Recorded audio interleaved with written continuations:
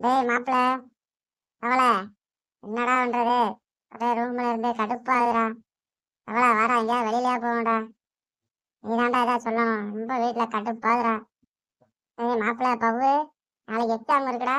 வாத்தியாரு படிக்கலன்னு வச்சுக்கோ, உண்டி வளர்த்து போவோம் பாத்துக்கோ. ஒழுங்கா போய் படி. சொன்னா கேளு பவ்வு. ஏய் தவளை, நீ சொல்றது கரெக்டு தான்டா. என்னடா பண்றது? இன்னும் எவ்வளவு நேரம்டா படிச்சுட்டு கிடக்குறது? படிச்சு படிச்சு வாழ்க்கையே போர் அடிச்சு போச்சு. பேசாண்டுக்கு வெளியிலயாவது எங்கேயா போவோம். இல்லைன்னா வா சரக்கடைக்காவது போய் சரக்காவது அடிப்போம், 2 கட்டிங்காவது போடுவோம். போட்டா தான் மனசு கொஞ்சம் நல்லா இருக்கும். நீ சொன்னாலும் கேட்க மாட்டேன். ஏய் பவ்வு, வாழ்க்கையில உருப்படியா இப்பதான்டா ஒரு நல்ல ஐடியா கொடுத்துருக்கேன். வாடா கடைக்காவது போவோம்டா. நீ சொன்னது கரெக்டா. அவளை உன்ட்ட எவ்வளோடா காசு இருக்கு?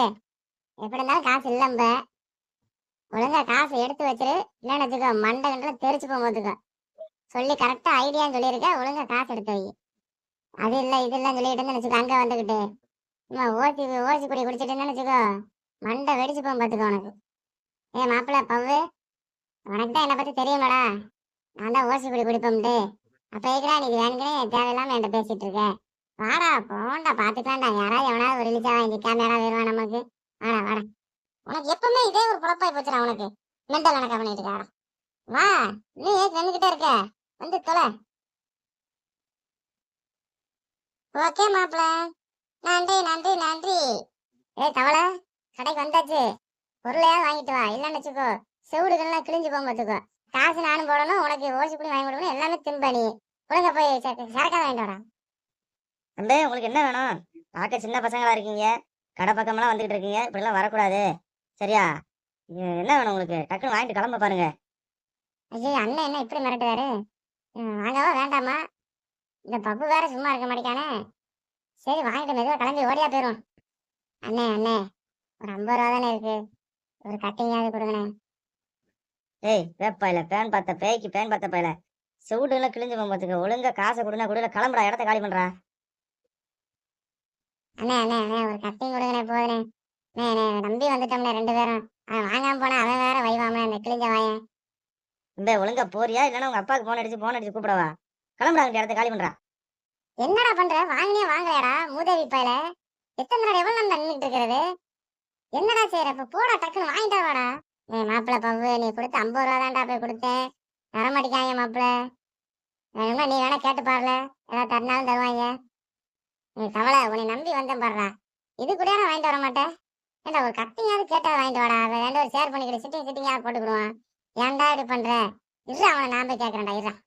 யோ, என் ஃப்ரெண்டு வந்து கேட்டா என்ன தரமாட்டேன் சொன்னியா திறக்க? ஏயா?